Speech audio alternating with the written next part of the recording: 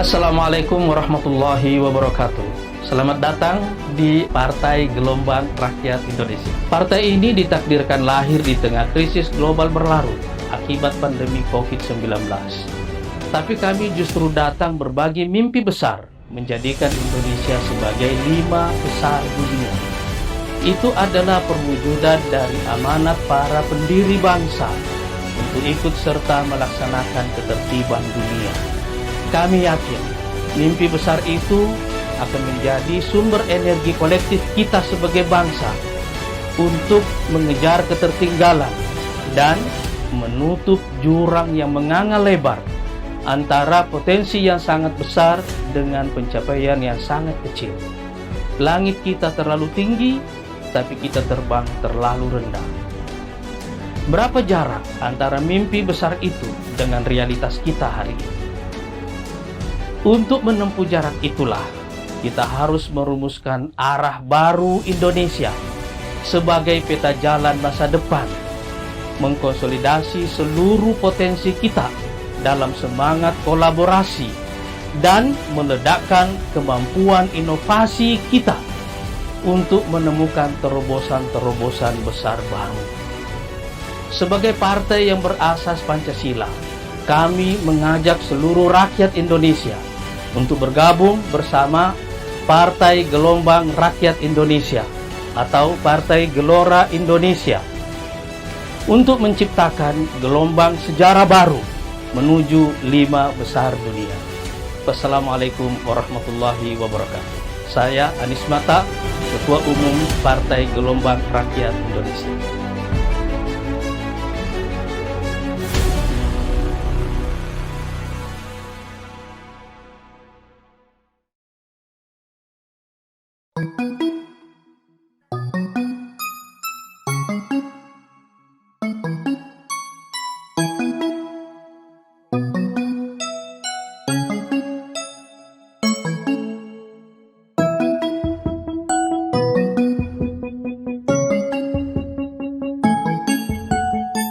Bismillahirrahmanirrahim. Assalamualaikum warahmatullahi wabarakatuh. Selamat sore, salam sehat dan sejahtera untuk kita semua. Om Swastiastu, Namo Buddhaya, salam kebajikan. Senang sekali rasanya saya Lisvira Vina dapat kembali hadir dalam acara Rumpi, Ruang untuk Maju Perempuan Indonesia. Rumpi hadir setiap hari Jumat pukul 16 hingga pukul 17 waktu Indonesia Barat. Puji syukur kita panjatkan kehadirat Allah Subhanahu wa taala karena berkat rahmat, hidayah serta inayahnya lah kita dapat diizinkan kembali untuk bertemu melalui virtual Zoom dalam acara Rumpi kali ini. Dan di tema kita pada sore hari ini adalah refleksi kesehatan perempuan Indonesia. Dan ini dalam rangka Hari Kesehatan Nasional yang bertepatan pada tanggal 12 November 2021 sekarang ini ya. Alhamdulillah pas banget nih kita merayakan Hari Kesehatan Nasional dan temanya pun terkait dengan kesehatan, khususnya dengan refleksi kesehatan perempuan Indonesia. Dan nanti narasumber kita juga tentunya sangat luar biasa sekali, seorang dokter cantik, masih muda, dan kita akan belajar bersama menambah wawasan ilmu pengetahuan tentang kesehatan wanita. Ya, namun saya juga ingin menyapa terlebih dahulu nih kepada Ketua Bidang Perempuan DPN Partai Gelora, Ibu Hajah Rati Sanggarwati. Apa kabar Bu Rati? Alhamdulillah sehat, Mbak Lisvi. Mbak Lisvi sehat kan? Alhamdulillah sehat Bu Rati. Aduh, kangen banget nih sama Bu Rati. Terima kasih. Masya Allah. Iya, saya juga ingin menyapa narasumber kita yang juga sudah hadir di sini, Dr. Yudit Rahmadia. Apa kabar Dr. Yudit? Suaranya sehat masih selalu. di mute, Dr. Iya, tes sudah masuk. Sehat selalu. Alhamdulillah. Sudah, Dr. Yudit? Oke. Alhamdulillah sehat ya Dr. Yudit ya. Iya, baik. Dan saya juga ingin menyapa kepada seluruh peserta yang hadir kali ini di acara Rumpi, baik yang menyaksikan secara virtual Zoom maupun yang saat ini sedang menyaksikan secara live streaming melalui YouTube channel Gelora TV. Semoga selalu dalam keadaan sehat walafiat. Amin, amin ya rabbal alamin. Baiklah, tanpa perlu panjang lebar, kita langsung saja ya sebelum memulai acara ini, kita akan mendengarkan terlebih dahulu sambutan yang akan disampaikan oleh Ketua Bidang Perempuan DPN Partai Gelora. Untuk itu kepada Ibu Rati kami silakan. Iya, terima kasih. Silakan Ibu Rati. Ya, Assalamualaikum warahmatullahi wabarakatuh. Waalaikumsalam warahmatullahi wabarakatuh. Allahumma sholli ala Sayyidina Muhammad wa ala ali Sayyidina Muhammad. Alhamdulillahirabbil alamin. Segala puja dan pujiannya bagi Allah Subhanahu wa taala, karena atas izin Allah, atas hidayah inayahnya kita bisa berjumpa lagi di Rumpi pada sore hari ini. Yang sangat saya hormati dan sayangi, narasumber Rumpi hari ini Ibu Dr. Yudit Rahmadiah. Beliau adalah Ketua Biro Kesehatan Perempuan Bidang Perempuan DPN Partai Gelora Indonesia. Apa kabar Dr. Yudit? Alhamdulillah, baik Bu Rati. Alhamdulillah, ini Sehat luar biasa semua. ya. Hari Kesehatan ini kita menghadirkan Dr. Yudit karena selain juga bahwa menurut kami Hari Pahlawan tenaga medis adalah pahlawan terkini, pahlawan yang paling populer di antara kita semuanya. Terima kasih Dr. Yudit. Kemudian terima kasih atas kesetiaannya dan yang saya cintai MC setia Rumpi yaitu Mbak Lisvi Revina. Mbak Lisvi, apa kabar Mbak Lisvi? Alhamdulillah sehat Bu Rati. Iya, kita ketemunya selalu hanya di virtual ya. Mudah-mudahan segera kita jumpa di offline ya, Mbak Lisvi ya. Yang sangat saya banggakan para fungsionaris bidang perempuan Partai Gelora di tingkat Dewan Pimpinan Nasional, Dewan Pimpinan Wilayah, dan Dewan Pimpinan Daerah yang hadir pada hari ini ataupun yang akan datang nanti menjelang biasanya sih 10 menit, 20 menit itu akan langsung berhadir. Jadi mungkin saya tidak menyapa lagi, nanti saya sapa sekarang. Terima kasih atas kehadirannya pada acara Rumpi, Ruang untuk Maju Perempuan Indonesia. Rumpi ini adalah untuk kita semuanya. Bukan hanya untuk DPN, bukan hanya untuk DPW atau DPD, tetapi untuk kita semuanya. Bagaimana caranya kita menyampaikan pemikiran-pemikiran Partai Gelora terhadap masyarakat, baik yang mereka sudah tergabung dalam Partai Gelora maupun mereka yang belum bergabung, bahkan mereka yang belum kenal Partai Gelora. Baik juga yang sangat saya hormati para hadirin dan para perempuan dan ibu dari seluruh Indonesia. Saya bersyukur kita dapat berjumpa dengan para perempuan dari seluruh Indonesia mewakili bidang perempuan Partai Gelora Indonesia. Saya mengucapkan terima kasih atas kehadiran ibu-ibu dan para hadirin dalam Rumpi episode ke-30 kali ini. Luar biasa, udah 30 episode.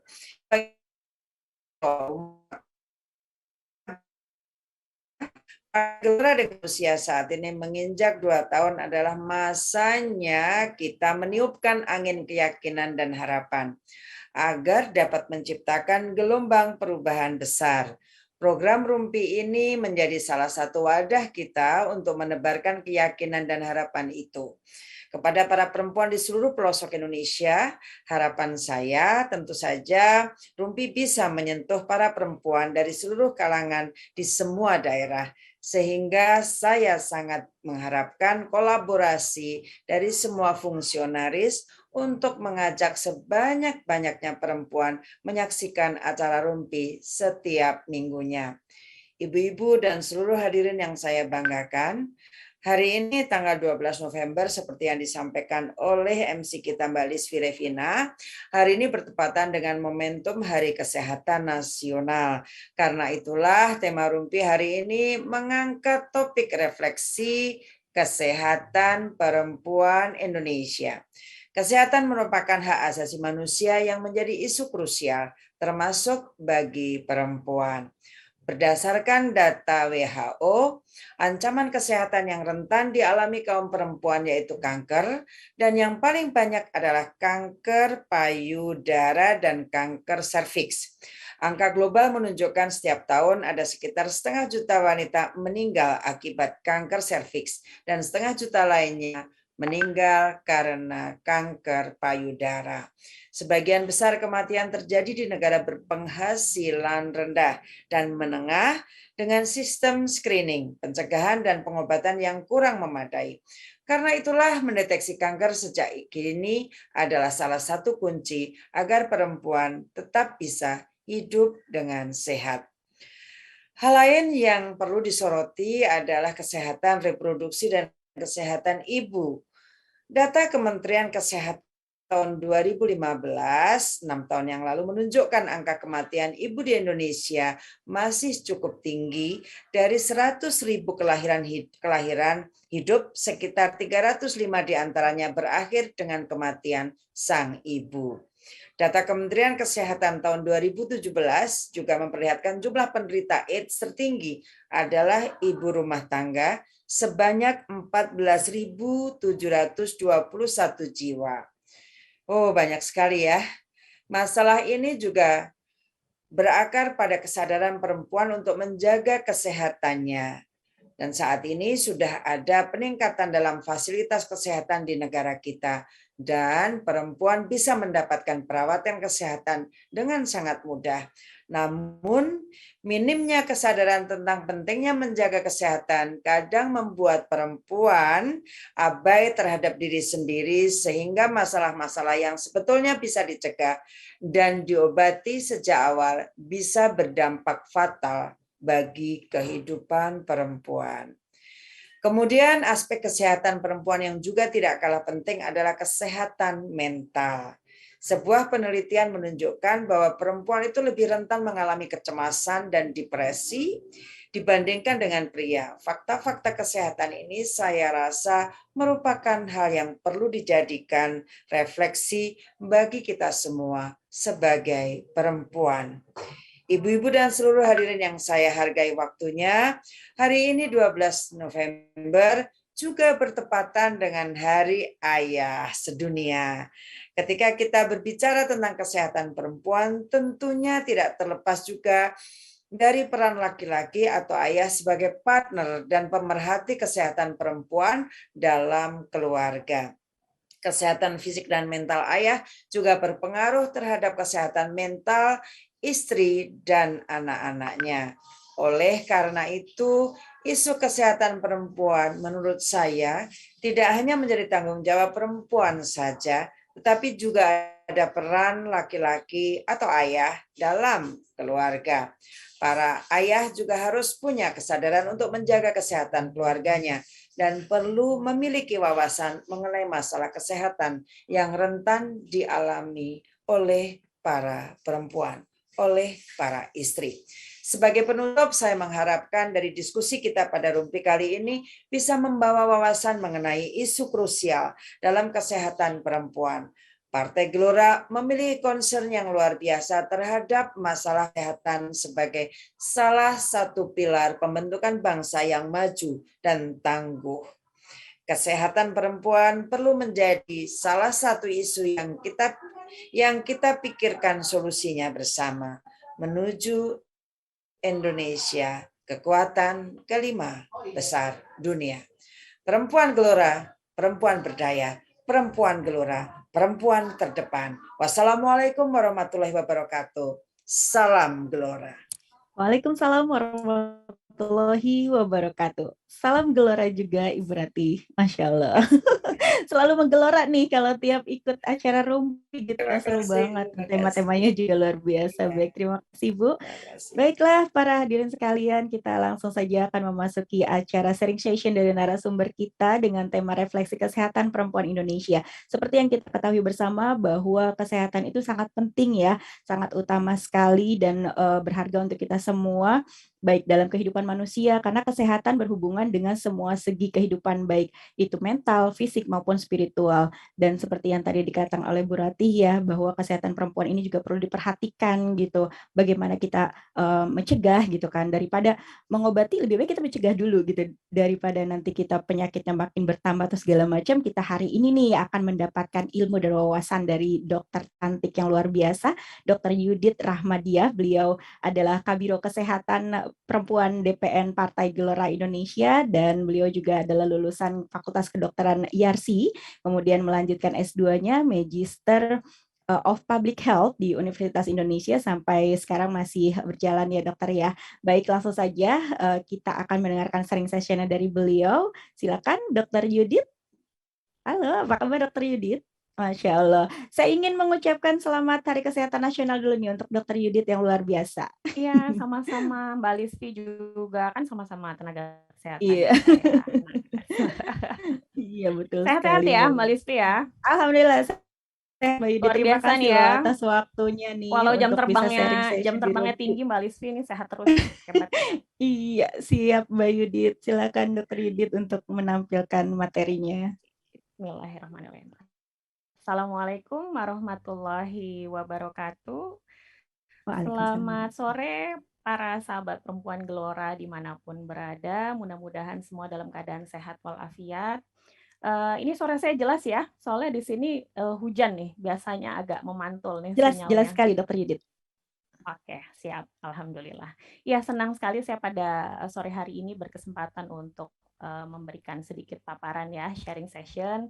Sebelumnya saya mau mengucapkan terima kasih dulu kepada Ketua Bidang Tercinta Bu Rati Sanggarwati yang dari Kalimantan ya Bu ya. Hari ini beliau live dari Kalimantan dan tetap dalam keadaan fit, Masya Allah. Ini suatu saat kita harus minta sharing dari beliau nih, apa rahasianya Betul Bu Rati bisa sekali. tetap sehat Setuju dengan Dokter jam Yudit. terbang yang begitu tinggi. Dan juga saya ingin menyapa ibu-ibu DPW, DPD seluruh Indonesia, dan juga para hadirin Rumpi ya pada sore hari ini. Biasanya tidak hanya perempuan, tapi juga laki-laki juga sering sekali berkeinginan untuk hadir gitu. Alhamdulillah. Baik, saya akan memulai pada hari ini. Betul sekali, kita bertepatan dengan Hari Kesehatan Nasional yang diperingati setiap tanggal 12 November. Jadi HKN ini, sedikit informasi ya, ini awalnya dulu adalah keberhasilan Indonesia ya, pemerintah Indonesia untuk memberantas penyakit malaria gitu saat itu. Jadi 12 November itu jadi tonggak gitu, kemudian dijadikan Hari Kesehatan Nasional dan bertepatan jatuh pada hari ini. Saya mewakili Biro Kesehatan Perempuan DPN Partai Gelora Indonesia berkesempatan untuk memberikan sedikit paparan kepada pemirsa Rumpi pada sore hari ini tentang refleksi kesehatan perempuan Indonesia. Nah, mengapa kesehatan perempuan itu harus dibahas secara spesifik, gitu ya? Secara spesifik kita memberikan perhatian kepada kesehatan perempuan karena perempuan punya peranan penting dalam melahirkan generasi yang berkualitas. Perempuan diberikan amanah atau berperan mendidik anak dalam satu keluarga. Namun masih banyak perempuan yang kurang mendapat perhatian, terutama di bidang kesehatan. Sebelum kita beranjak kepada tema pada sore hari ini, kita akan memulai dulu dengan membicarakan definisi yang paling simpel tentang sehat. Di sini saya memberikan dua sumber untuk definisi sehat. Yang pertama adalah dari World Health Organization atau WHO. Jadi dikatakan oleh WHO bahwa sehat itu adalah keadaan yang sempurna, baik fisik, mental, maupun sosial. Tidak hanya terbebas dari penyakit atau kelemahan atau kecacatan. Ini definisinya sinergi sekali dengan definisi kesehatan dari Undang-Undang Nomor 36 Tahun 2009 tentang kesehatan di pasal 1 butir 1. Jadi dinyatakan bahwa kesehatan adalah keadaan sejahtera dari badan, jiwa, dan juga sosial yang memungkinkan setiap orang hidup produktif secara sosial dan ekonomis. Ini definisinya sangat komprehensif. Pertama, kita lihat bahwa sehat tidak hanya ketika seseorang itu terbebas dari penyakit secara fisik, tetapi juga dari sisi kejiwaan, ya, kemudian dari sisi sosial. Nah, outcome yang diharapkan dari kesehatan ini adalah setiap orang bisa hidup produktif, baik produktif secara sosial, kita adalah makhluk sosial, maupun secara ekonomis gitu. Jadi kita bisa melihat bahwa gangguan kepada kesehatan, baik itu dari sisi fisik, kesehatan mental maupun sosial, itu bisa berimbas kepada menurunnya produktivitas, baik secara sosial maupun ekonomis.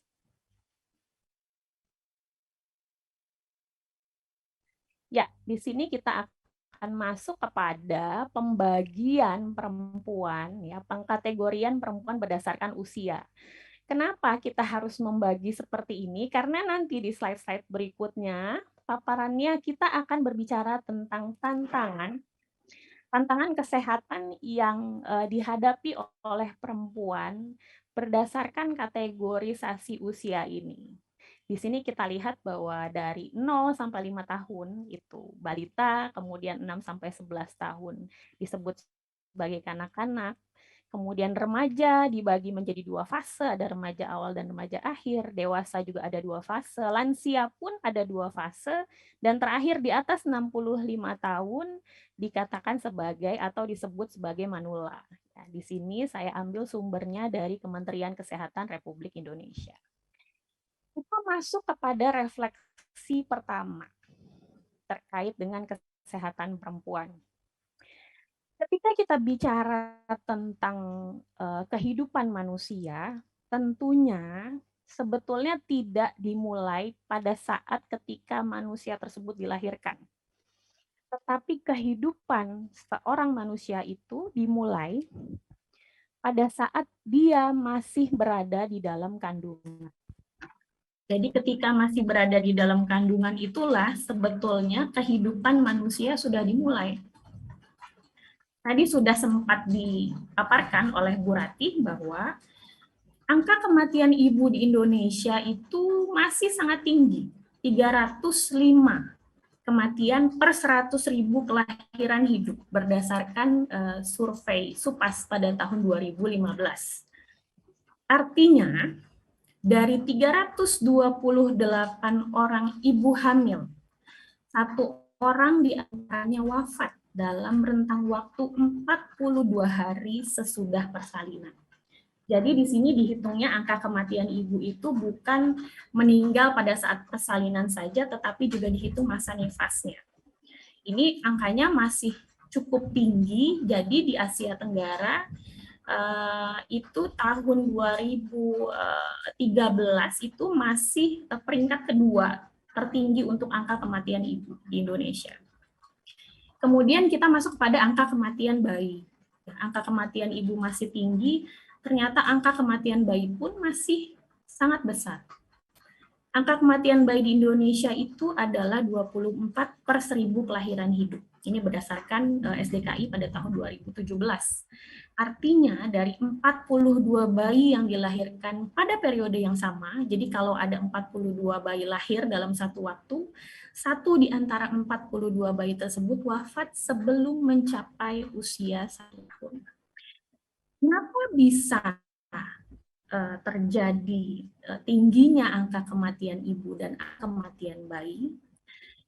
Sebagian besar penyebab dari angka kematian yang tinggi ini adalah komplikasi. Ya, komplikasi pada saat persalinan maupun kondisi kehamilan yang memang sudah tidak baik. Jadi paling tinggi nomor 1 itu ada terjadi perdarahan, ya, kemudian ada komplikasi lain seperti hipertensi pada saat kehamilan. Sedangkan kalau pada angka kematian bayi, ini masih ada kejadian kasus tetanus neonatorum, ya. Jadi masih ada persalinan yang tidak ditangani secara tepat atau tidak ditangani oleh tenaga kesehatan sehingga berpotensi menimbulkan infeksi bagi bayi. Nah, selain itu, angka kematian bayi ini juga disumbang oleh kondisi kesehatan ibu yang memang sudah tidak sehat sejak masa kehamilan. Nah, ini ikut menyumbangkan angka kematian bayi yang tinggi. Beranjak dari fase bayi, kita masuk ke fase kesehatan balita dan anak. Kenapa kita membahas bayi dan anak? Nanti kita akan melihat mata rantainya pada slide-slide selanjutnya. Nah, di sini juga banyak sekali masalah gitu ya dari sisi kesehatan balita atau anak bawah 5 tahun dan anak-anak. Tadi kita ingat kembali bahwa batasannya itu sampai 11 tahun itu masih disebut sebagai anak. Pertama adalah kerdil atau stunting. Nah, ini mungkin ibu-ibu cukup familiar dengan istilah stunting ini belakangan terakhir ya. Beberapa waktu terakhir karena cukup sering digencarkan ya di media massa maupun oleh pemerintah. Stunting atau kerdil ini jadi kekurangan gizi yang sifatnya kronis sehingga balita itu gagal tumbuh. Gagal tumbuh indikasinya adalah anaknya sangat pendek dibandingkan dengan anak lain yang seusianya. Ya, jadi sangat pendeknya itu signifikan gitu, sangat signifikan perbedaannya dengan anak sebaya atau seusianya. Jadi ini kekurangan gizinya sifatnya kronis. Kemudian yang kedua, masalah yang lain adalah gizi buruk. Kalau gizi buruk ini umumnya terjadi kekurangan asupan nutrisi yang berat dalam jangka waktu tertentu, ya biasanya bisa jadi singkat, membuat berat badan anak turun secara drastis sampai ke level yang sangat berat sekali. Nah, kalau kita sudah bicara gizi buruk, ciri-cirinya khas ya Bu ya, biasanya badannya sangat kurus, seperti apa istilahnya tulang dibungkus kulit gitu ya, sampai tulang-tulangnya kelihatan, bahkan pada kondisi yang malnutrisi berat itu bisa merasmus kwashiorkor, jadi badannya kurus tapi perutnya buncit seperti itu. Nah, tetapi yang kemudian menjadinya adalah ada juga banyak juga terjadi overweight dan obesitas pada anak gitu. Jadi ada kerdil, kekurangan gizi, ada gizi buruk, tapi ada juga anak-anak yang mengalami overweight atau obesitas. Ini banyak terjadi di perkotaan. Ini angkanya adalah overweight obesitas pada anak usia 5 sampai dengan 12 tahun itu sebesar 10,8% untuk overweight dan 8,8% untuk obesitas. Dan ini sudah menyamai apa ya rata-rata prevalensi untuk obesitas pada tahun 2020. Jadi sama dengan populasi dunia saat itu kalau di Indonesia. Nah, kita masuk kepada kesehatan remaja perempuan. Tadi kita sudah melewati masa bayi, balita, anak. Kita masuk ke kesehatan remaja perempuan. Salah satu masalah kesehatan yang masih sering dialami, ya masih sering terjadi dan masih cukup besar angkanya di Indonesia adalah anemia. Anemia itu hemoglobin ya, HB-nya itu ada di bawah rata-rata, ya di bawah. Kalau seandainya rata-rata di Indonesia itu 12 sampai dengan 14 gram per desiliter, di bawah 12 biasanya. Bahkan beberapa kasus tuh ada yang sampai di bawah 10. Hingga tahun 2019 sebanyak 23% remaja putri di Indonesia mengalami anemia. Artinya setidaknya 4,8 juta. Kita lihat 23% kecil, tapi populasinya besar. Jadi 4,8 juta remaja putri mengidap kekurangan sel darah merah. Itu kita bicara anemia. Yang di bawahnya lagi kita bicara tentang kehamilan remaja. Ya. Bapak Ibu sekalian gitu ya, di sini kita melihat bahwa data dari SDKI pada tahun 2012 angka kehamilan remaja usia 15 sampai dengan 19 tahun itu mencapai 48 dari 1000 kehamilan. Ya. Ini remaja ya, 15 sampai 19 tahun. Baik apakah ini didahului oleh pernikahan dini ataupun kehamilan di luar nikah. Jadi masih banyak sekali, 48 dari 1000 kehamilan. Ya, sampai di sini ada benang merah yang ingin saya tarik. Ya. Kita bayangkan ketika dari mulai kehamilan si ibu sudah mengalami gangguan, ya sudah mengalami gangguan, katakanlah kekurangan gizi dari mulai dia masa kehamilannya, ya bisa dipastikan bahwa kekurangan gizi yang dialami oleh sang ibu pasti akan berimbas kepada perkembangan janin atau bayi yang dikandungnya. Ketika itu terjadi terus-menerus dan berlangsung sampai waktu persalinan, ini bisa jadi komplikasi ya, timbul komplikasi dan juga timbul kondisi BBLR berat bayi lahirnya rendah.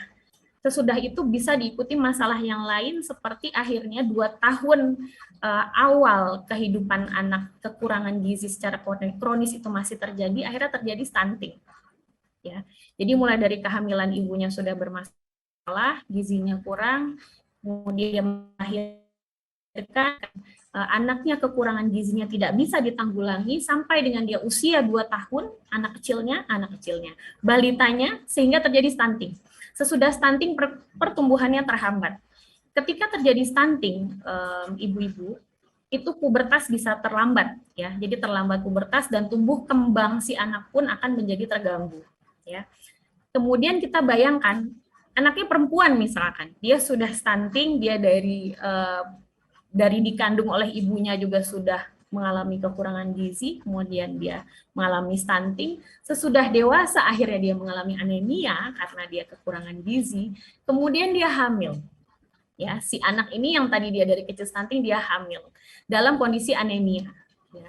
Kemudian ada resiko lagi persalinan dan kemudian terjadi perdarahan sehingga akhirnya menyumbang kepada angka kematian ibu yang tinggi dan bisa juga menyumbang ke angka kematian bayi. Gitu. Jadi di sini kita melihat bahwa ada siklus atau mata rantai yang memang harus diputus.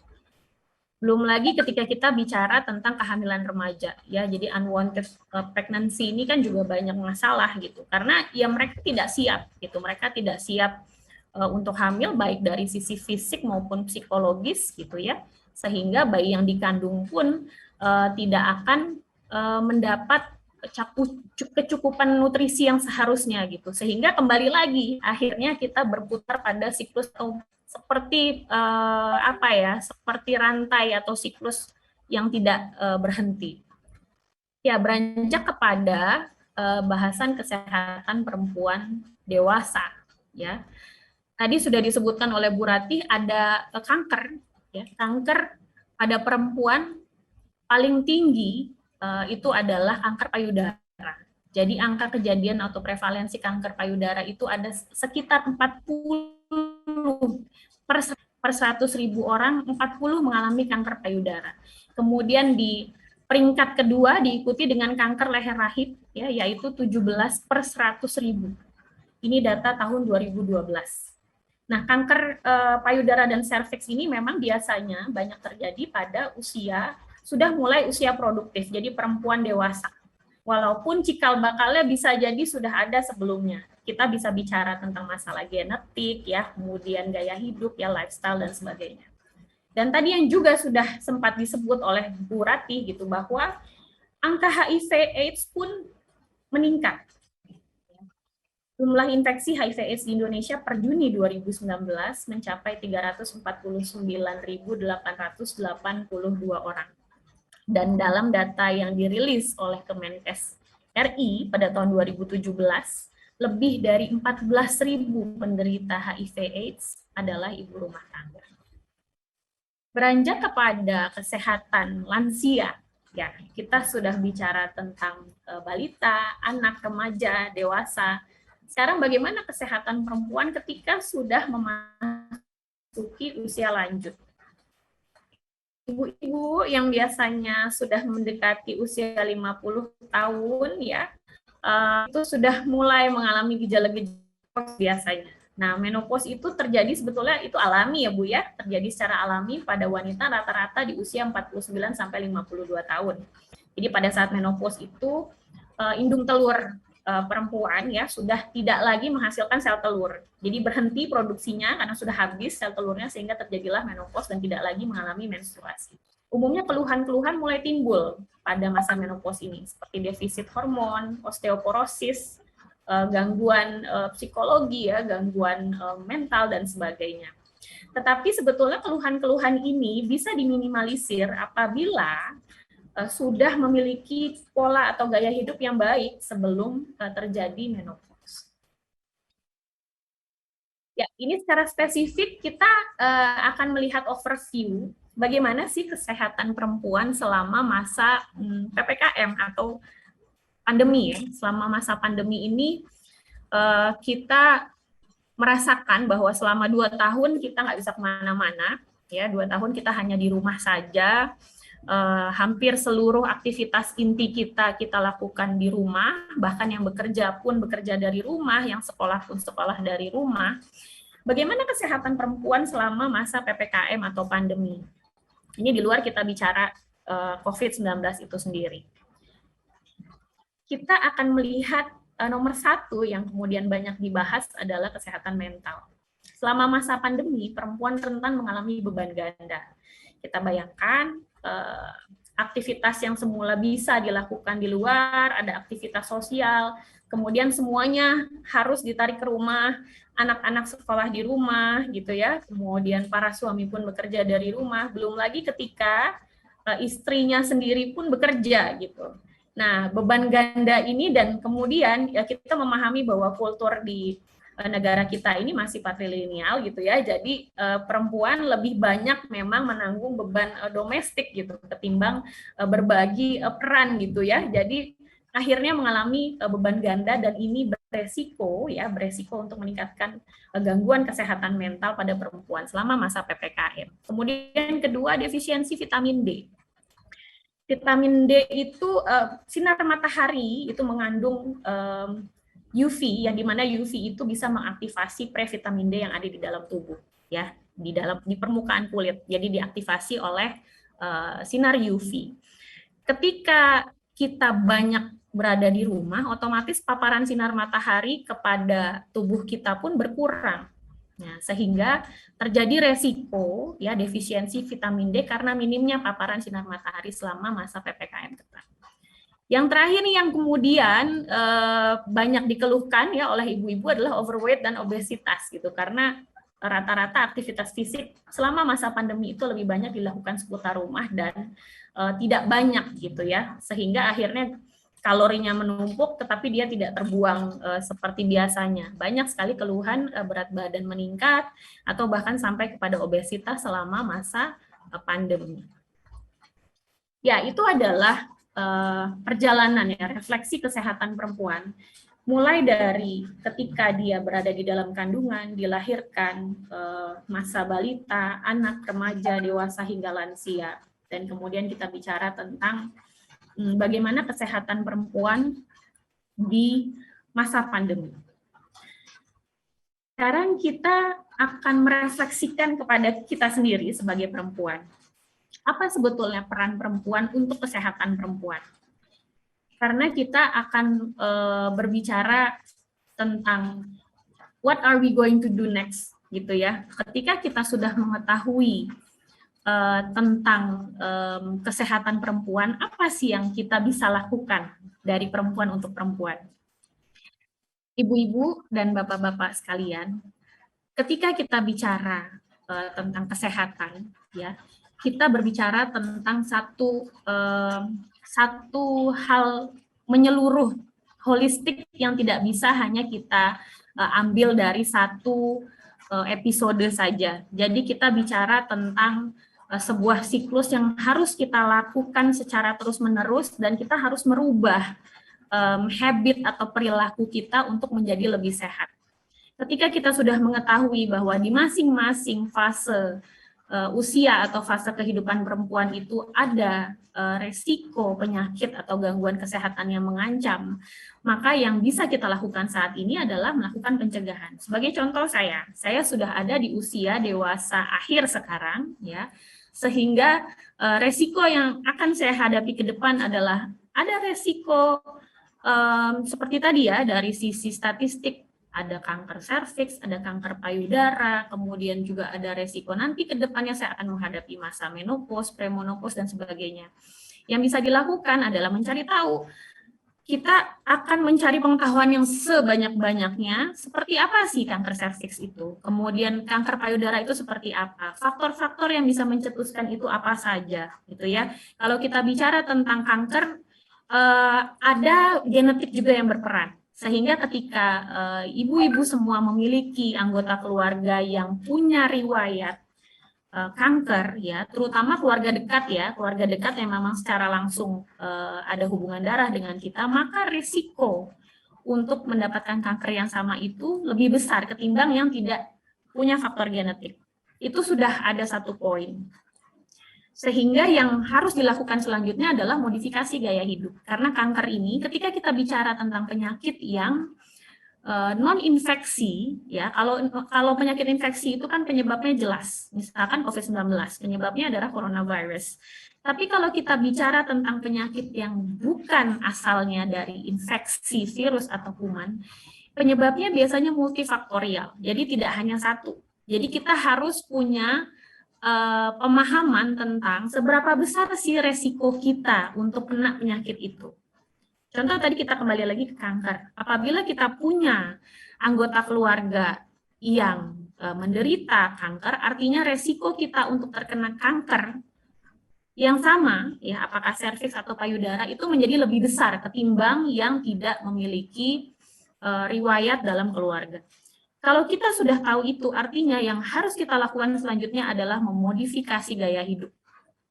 Itu sudah jadi kewajiban. Ya, kalau memang kita ingin lebih sehat dan terhindar dari resiko kanker, berarti kita harus mencegah ya hal-hal yang bisa mencetuskan. Ya, seperti yang bisa mencetuskan kanker radikal bebas, misalkan lemak yang terlalu tinggi, kemudian paparan dari zat-zat pengawet, dan juga zat-zat aditif lainnya yang banyak di dalam makanan, ya itu bisa kita cegah gitu sejak dini. Itu salah satu bentuk pencegahan dari sisi kanker. Jadi ketika kita sudah mengetahui resiko yang kita hadapi, ya ketika kita punya potensi kena penyakit tertentu, maka kewajiban bagi kita untuk bisa mencegah, gitu ya. Karena tadi ya mencegah itu jauh lebih baik daripada mengobati dan tentunya lebih murah dan tidak complicated. Ya, itu kemudian itu pertama ya, pengetahuan. Jadi peran perempuan untuk kesehatan perempuan adalah pengetahuan dan kita berbagi pengetahuan.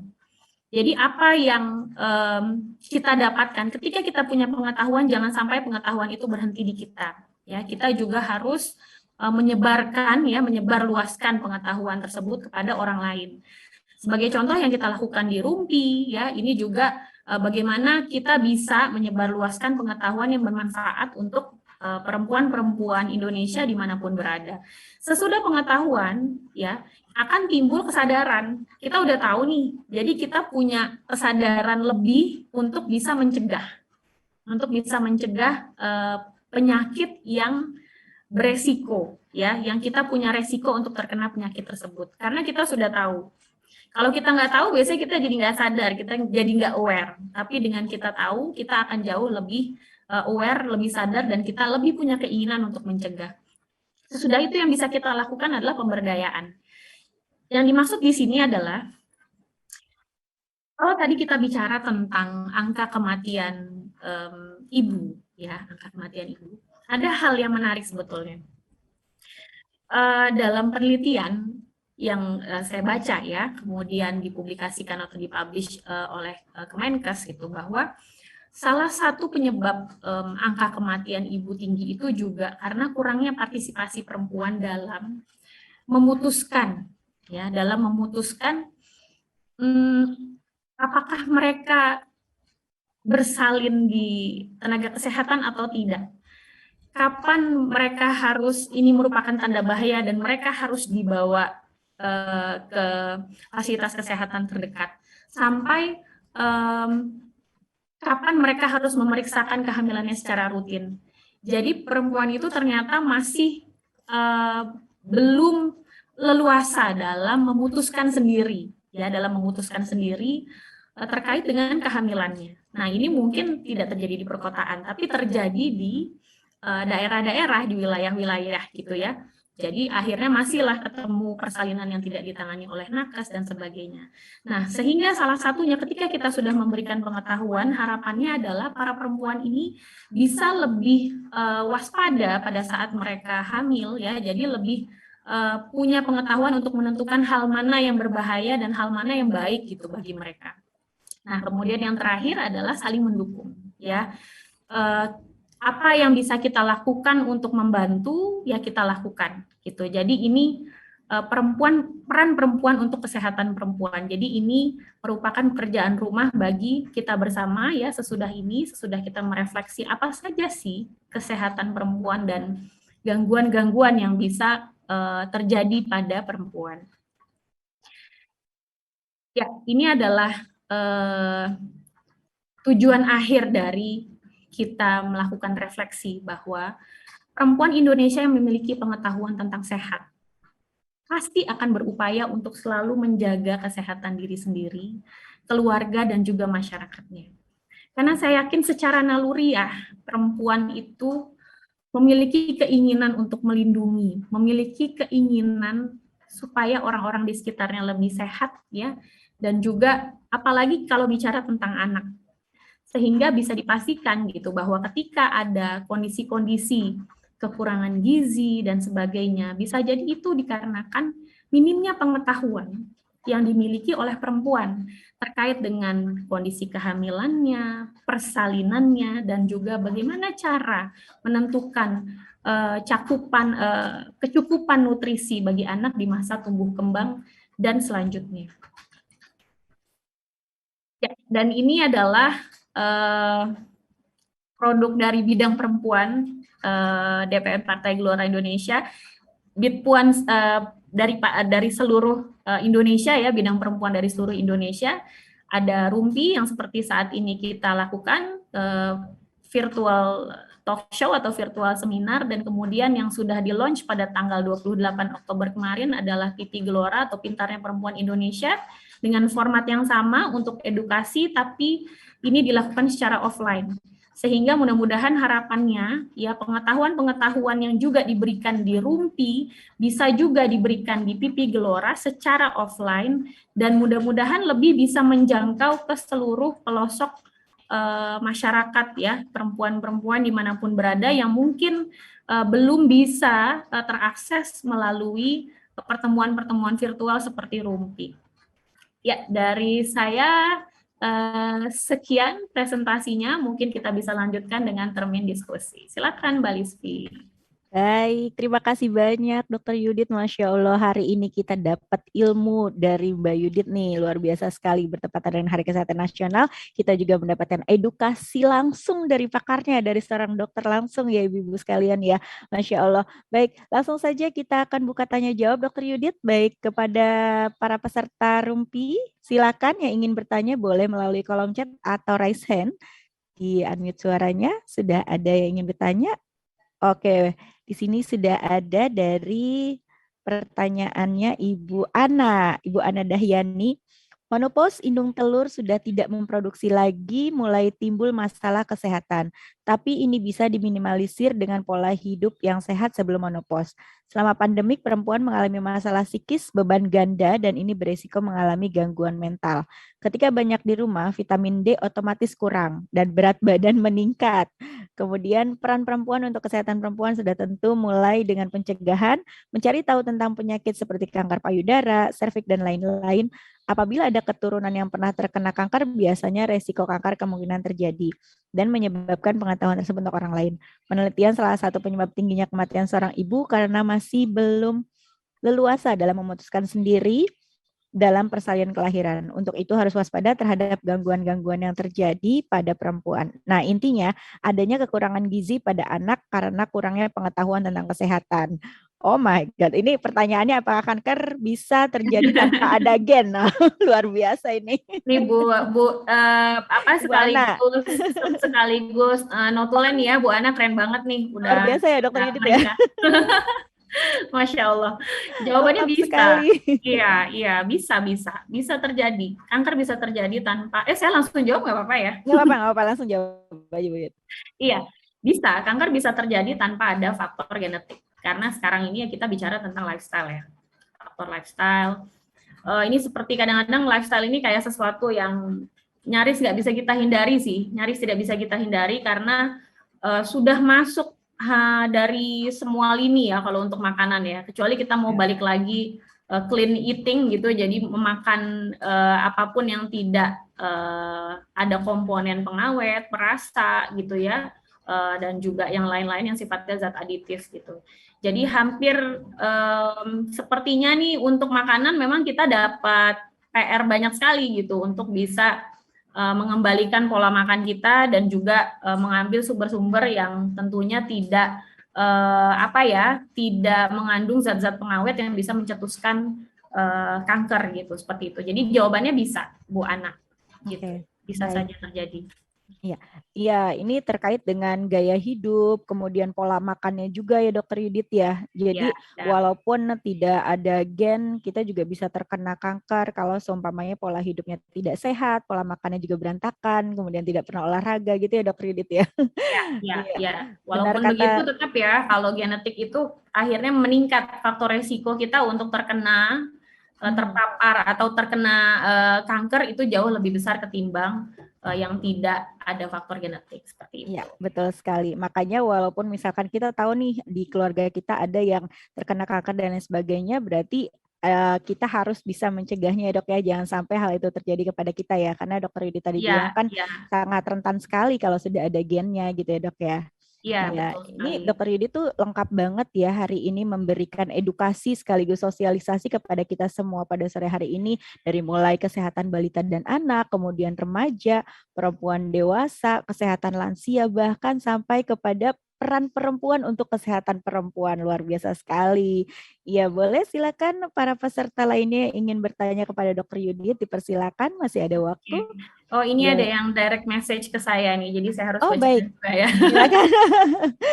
Iya. Sebentar.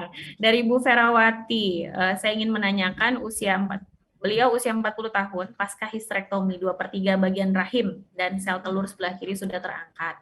Selama 3 tahun masih haid, namun 6 bulan ini sudah tidak haid. Apakah saya akan mengalami menopause? Ya, biasanya menopause dini, saya langsung jawab ya, jadi nanya Ya, sendiri. silakan dokter. Iya, jadi menopause itu terjadi memang biasanya total histerektomi sih Bu Vera. Jadi kalau total itu semua diangkat ya. Kalau sudah semua diangkat biasanya memang terjadi menopause dini. Ibu usia kan masih 40 tahun ya. Biasanya 40 tahun kan belum terjadi menopause. Tapi karena ibu parsial ya dan juga hanya sebelah kiri, sebelah kanannya masih bisa menghasilkan sel telur kalau seandainya memang masih ada gitu. Sel telurnya masih ada dan seharusnya 40 tahun ibu masih ada gitu ya. Sebetulnya masih bisa gitu untuk haid. Nah, kalau seandainya ibu 6 bulan ini sudah tidak haid, apakah akan mengalami menopause? Sebaiknya sih konsul ya ke SPOG dipastikan gitu. Jadi kan nanti bisa di USG jadi akan terlihat gitu kondisi indung telur ibu seperti apa. Tapi yang jelas kalau masih bisa haid masih bisa karena ibu kan yang sisi kanannya masih ada. Kita kan kanan kiri ya, kanan kiri ya itu subhanallah ya Mbak Listi ya, Allah Iya, nggak betul. ngasih satu gitu, Masya Allah ngasihnya ya Mbak dua. Yudit. Jadi Iya, bisa kanan kiri gitu, seperti itu Bu Vera. iya, Mudah-mudahan sehat terus ya Bu ya. betul sekali Dokter Yudit karena ini juga dialami oleh klien saya Mbak Yudit. Beliau hanya punya satu indung telur tetapi masih bisa hamil gitu. Masya Allah Iya, banget kan ya. Masya Allah. Keren ya. Iya, Allah memang hebat. Oke Dokter Yudit langsung aja nih ada pertanyaan lagi dari Ibu Erna Maluku Utara. Sebentar pertanyaan yang pertama. Hamil melakukan proses pencabutan gigi kandungan. Nah, itu pertanyaan yang pertama. Kemudian pertanyaan yang kedua, apakah vaksin aman untuk ibu hamil? Silakan dijawab. Terima kasih Bu. Ini di atasnya ada Ya, lagi ya Bu nanti Ana ya. Nanti lanjut saya Bu jawab Ana. ya Bu Ana ya. Oke. Seberapa berbahaya jika ibu hamil melakukan proses pencabutan gigi? Apakah berpengaruh terhadap bayi dalam kandungan? Ya, jadi justru sebetulnya Bu, salah satu yang menyebabkan kontraksi prematur itu kadang-kadang adalah infeksi pada gigi gitu ya. Infeksi pada gigi itu bisa mencetuskan kontraksi secara prematur. Jadi kalau seandainya ada gigi yang bermasalah selama kehamilan justru sebaiknya dibenahi gitu ya. Dibenahi dalam artian disembuhkan infeksinya supaya tidak mencetuskan kontraksi. Terkait dengan pencabutan gigi seharusnya tidak berpengaruh terhadap bayi dalam kandungan gitu ya. Tetapi kembali lagi harus dikonsultasikan ya, harus dikonsultasikan terkait dengan kondisi ibu. Tapi sebetulnya tidak berbahaya, apalagi kalau di trimester awal ya. Trimester awal tuh nggak apa-apa kalau seandainya mau kontrol ke gigi dan sebagainya gitu, boleh-boleh saja. Kalau berpengaruh terhadap bayi dalam kandungan enggak. Bahkan obat biusnya kan juga lokal ya. Obat bius untuk gigi itu kan hanya di sekitar gusi saja tapi tidak akan masuk ke dalam sistemik. Jadi nggak apa-apa. Kemudian kedua, apakah vaksin sangat aman buat ibu hamil? Boleh Ibu, kan sudah diperbolehkan ya oleh pemerintah, sudah keluar SE-nya bahwa ibu hamil sudah bisa, ini vaksin apa ya? Vaksin COVID bukan? Ini soalnya nggak jelas nih, belum nggak terlalu jelas. Ya kalau yang dimaksud vaksin COVID, itu Sudah aman ya dok ya? sudah keluar SE-nya, ya sudah boleh gitu ya. Jadi silahkan mengikuti instruksi yang ada gitu untuk ibu hamil yang ingin melakukan seperti Oke, baik. Ini dari Bu Ana Dahyani lagi nih Bu. Banyak program diet dari yang no karbo dan lain-lain yang saya tanyakan mengenai penyedap rasa. Apakah benar penyedap rasa dominan penyebab kanker? Silakan dokter. ya. Kalau kita bicara tentang presentase, belum ada sebetulnya penelitian yang menyatakan secara presisi ya bahwa penyedap rasa itu dominan penyebab kanker. Ya. Karena kalau kita bicara itu kan harus ada penelitian jangka panjang tuh gitu ya. Betul, Jadi betul. kita harus ngelihat dulu kelompok ini dikasih penyedap rasa, yang ini enggak, terus kita telusuri apakah nanti kena kanker dan sebagainya atau diurutkan ke belakang. Jadi kalau kita bicara dominan, ini nggak bisa kita pastikan, Bu, karena tadi sudah disebutkan juga bahwa kanker itu multifaktorial, jadi nggak cuman penyedap rasanya aja, tapi ada faktor-faktor lain yang juga bisa mencetuskan. Tapi kalau bisa dikurangi, lebih baik dikurangi. Iya, betul sekali ya, demi untuk menjaga kesehatan kita ya dok ya, Betul. kurangin penyedap rasanya. Baik, langsung ini ada Ibu Meriam lagi. Dari mana Ibu Meriam Kusumawati? Silakan di-unmute Ibu, raise hand. Langsung saja bertanya kepada Dr. Yudit. Silakan Ibu. Assalamualaikum warahmatullahi wabarakatuh. Waalaikumsalam warahmatullahi wabarakatuh. Selamat warahmatullahi wabarakatuh. Terima kasih Ibu Rati, Dr. Yudit, dan Mbak Listi. Perkenalkan, nama saya Meriam Kusmawati. Saya dari DPD Jakarta Selatan. Senang banget ya bisa dapat banyak sharing ilmu yang sangat bermanfaat dari Dr. Yudit terkait dengan kesehatan. Nah, pertanyaan saya sih membicarakan atau kita pengen sharing aja terkait dengan masa pandemi seperti ini, dokter. Apakah ada sebuah data riset gender terkait dengan COVID-19 ini yang mempengaruhi dengan gender? Misalnya COVID ini lebih mudah terkena kepada gender perempuan atau laki-laki? Itu sih pertanyaan yang pertama. Lalu terkait dengan tadi paparan dari materi Dr. Yudi terkait dengan kesehatan yang pertama, ternyata dalam masa pandemi adalah kesehatan mental.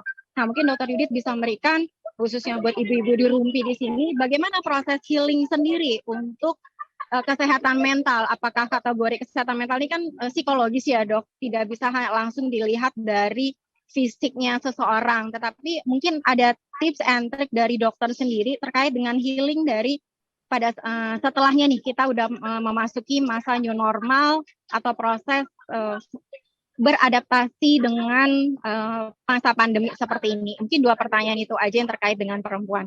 Terima kasih dokter. Assalamualaikum warahmatullahi wabarakatuh. Waalaikumsalam warahmatullahi wabarakatuh. Ya, langsung saya jawab ya. Ya, langsung saja, Mbak. Ya, kalau riset terbaru itu belum ada sebetulnya. Mana apakah COVID lebih banyak mengenai, ya so far selama ini sama saja gitu ya, karena datanya juga kan ini masih data lokal biasanya ya per negara. Ada satu penelitian, sebentar saya tadi mendapatkan ya, jadi proporsinya sih sebetulnya sama saja gitu, untuk perempuan 51,3%, sementara laki-laki 48,7%. Jadi sebetulnya angkanya sih slide ya, jadi masih tidak bisa kita juga katakan lebih besar ya, walaupun angkanya itu kan berbedanya hanya sedikit saja. Jadi tidak ada, bisa kita katakan tidak ada perbedaan apakah kemudian perempuan lebih rentan daripada laki-laki gitu ya. Itu untuk masalah COVID. Kemudian kedua, masalah kesehatan mental.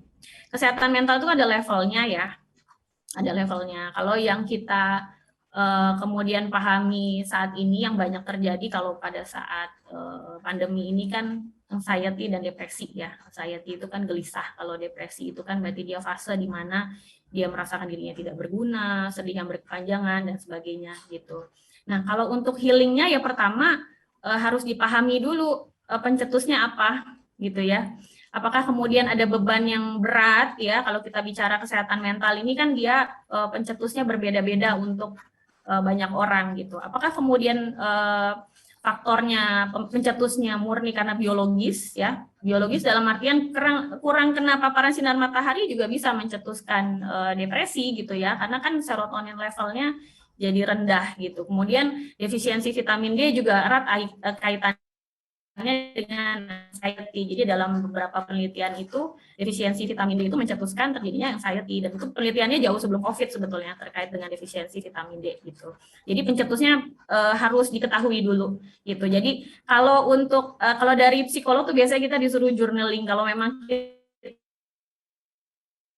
kesehatan mental kita alami, maka kita harus mencatat ya apa yang kita rasakan, kemudian yang kita rasakan itu biasanya terjadi dicetuskan karena apa dan sebagainya. Dari situ biasanya kita bisa ketemu penyebabnya. Tapi kalau kita mulai ada rasa-rasa nggak enak, aneh, kenapa jadi begini gitu ya, keluar aja dari rumah. Maksudnya bukan keluar dari rumah gini ya, maksudnya jalan pagi, Iya, olahraga ya dok ya. matahari, olahraga minimal 30 menit per hari gitu ya. Jadi ya itu dicoba dulu gitu ya. Nah itu kalau seandainya ternyata itu faktor biologis, oh berarti biasanya aman. Tapi kalau ada hal lain ya misalkan ada masalah, ada tekanan yang ya mungkin selama pandemi ini kan ada juga yang terkena PHK, kemudian bisnisnya juga masalah. Nah itu hal-hal itu kan yang juga harus diselesaikan terlebih dahulu gitu. Dan ya yang jelas ya pendekatan agama lah ya, kita kembalikan semuanya pada Allah.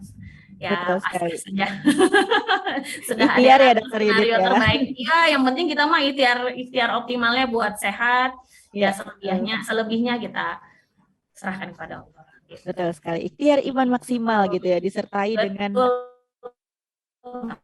agama bagus gitu ya, menjaga gaya hidup yang sehat juga ya.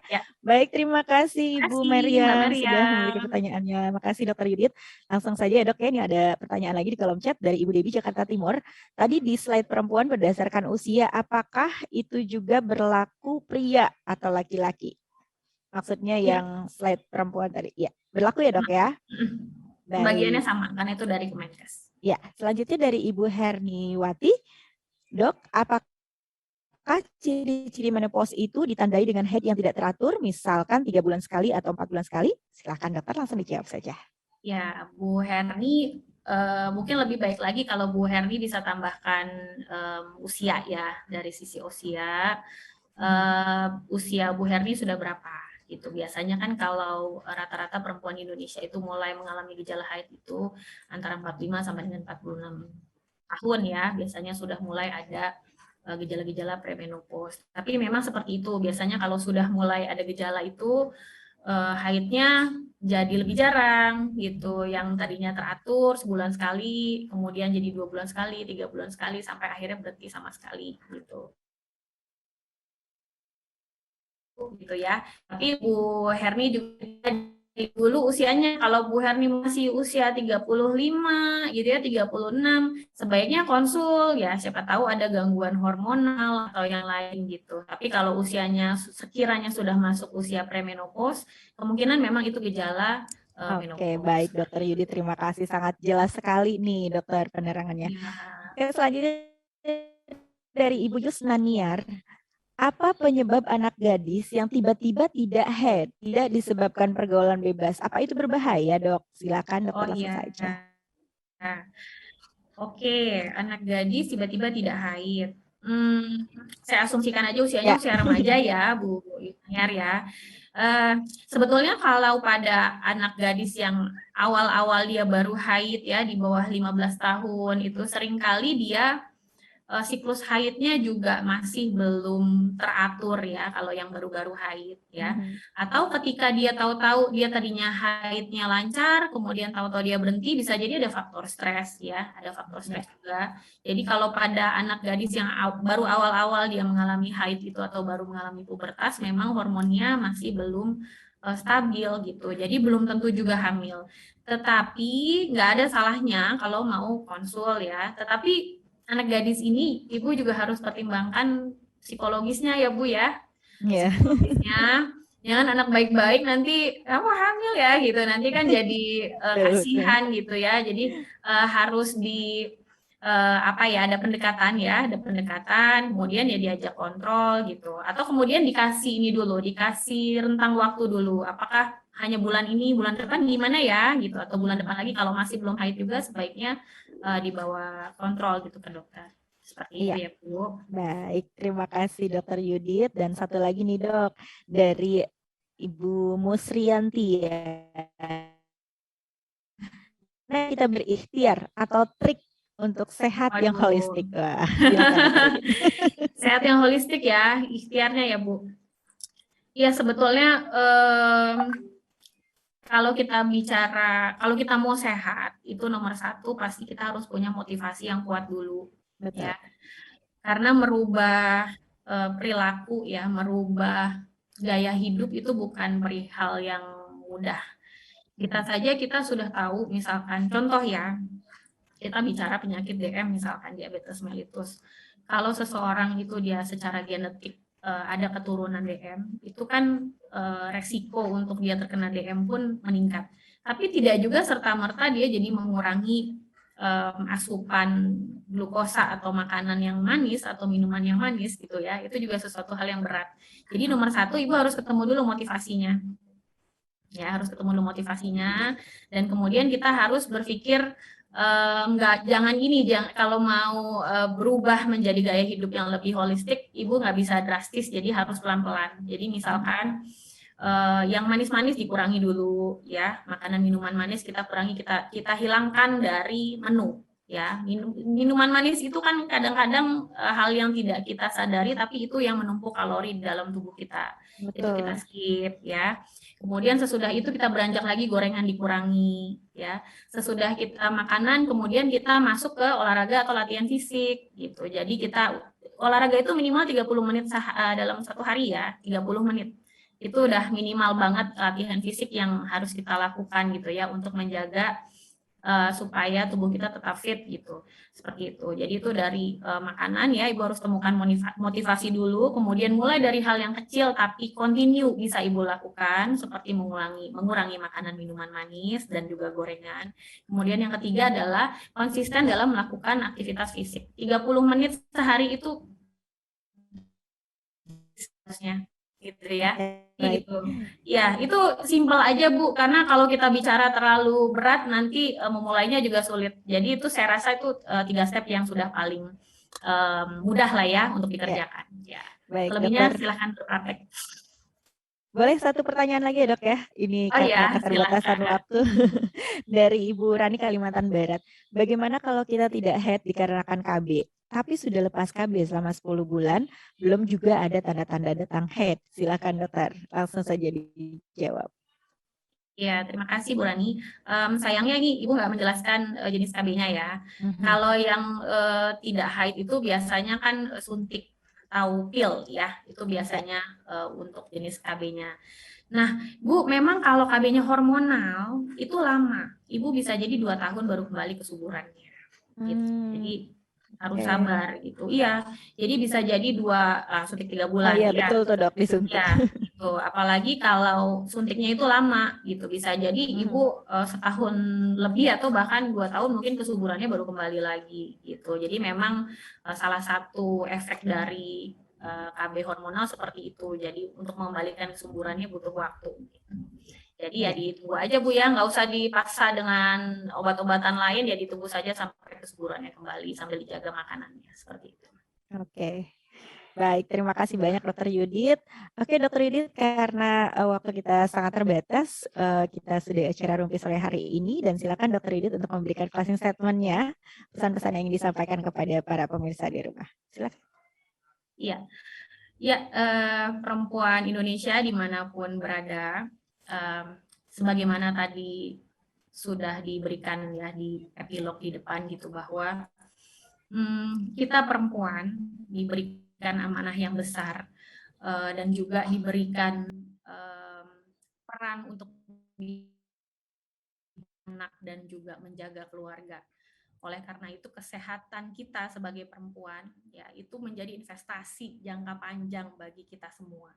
Karena kita berbicara tentang posisi kita ya sebagai pendidik ya, pendidik anak di keluarga, kemudian yang juga punya peran pengasuhan ya bagi anak-anak kita. Sehingga kesehatan kita ini sesuatu yang memang harus diperhatikan, harus dijaga dengan baik, dan jangan sampai abai dan jangan sampai juga disia-siakan gitu. Sehingga apabila masih ada kesempatan yang panjang untuk bisa hidup lebih sehat, kita jaga. Kita menjaga diri lebih sehat bukan supaya karena kita takut meninggal atau kita tidak ingin cepat meninggal atau bagaimana, karena kalau dari sisi usia itu Allah sudah mengatur. Tetapi bagaimana sampai di titik ketika Tuhan memanggil kita, ketika Allah memanggil kita, kita bisa tetap produktif sehingga waktu itu tiba. Dan itu adalah kenapa kita harus menjaga kesehatan, gitu ya. Jadi kita pikirkan bagaimana kita bisa hidup lama dan juga banyak amal, gitu. Apabila memang ya itu Allah takdirkan seperti itu dan kita pun berikhtiar seperti itu. Itu Mbak Lisfi. Terima kasih. Masya Allah, luar biasa sekali. Semoga semua sehat ya.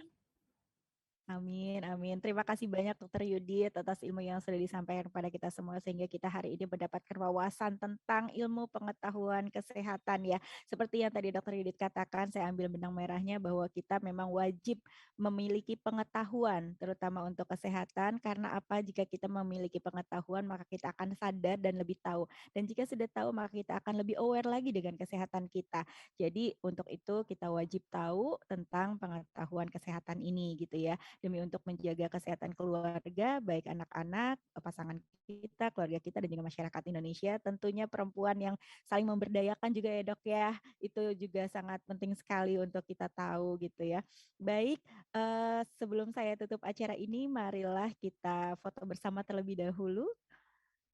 Silakan untuk dibuka videonya. Saya hitung sampai 3 ya. Di sini ada berapa slide ya? Sebentar. Ada 3 slide. Baik, untuk slide yang pertama, sudah siap ya? Saya hitung sampai 3. 1, 2, 3. Oke, untuk slide yang kedua. 1, 2, 3. Untuk slide yang terakhir. 1, 2, 3. Baik, terima kasih banyak Dr. Yudit, terima kasih juga Ibu Rati, terima kasih untuk semua para peserta yang sudah hadir baik melalui virtual Zoom maupun yang menyaksikan langsung di YouTube channelnya Partai Gelora TV. Saya Lisfi Davina pamit undur diri. Terima kasih atas segala perhatian. Mohon maaf atas segala kekurangan. Kita akan berjumpa kembali di acara Rumpia akan datang, Ruang untuk Maju Perempuan Indonesia. Salam sehat, tetap semangat, dan teruslah menggelora. Assalamualaikum warahmatullahi wabarakatuh.